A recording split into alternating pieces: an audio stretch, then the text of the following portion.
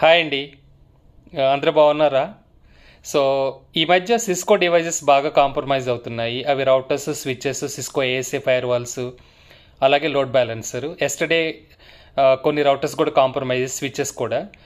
Cisco పాటు Netgear కూడా company అనమాట.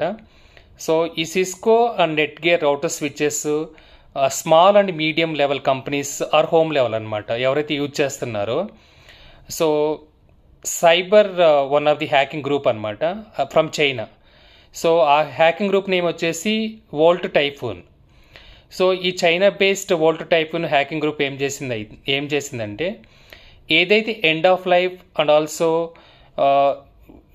ప్యాచ్లెస్ రౌటర్స్ ఉన్నాయో, సో సిస్కో అండ్ నెట్గేర్ రౌటర్స్కి, స్విచెస్కి అటాకర్ ఒక మాల్వేర్ ఇంజెక్ట్ చేశాడనమాట. ఆ మాల్వేర్ ఏంటంటే కేవీ బాట్నెట్ అనమాట.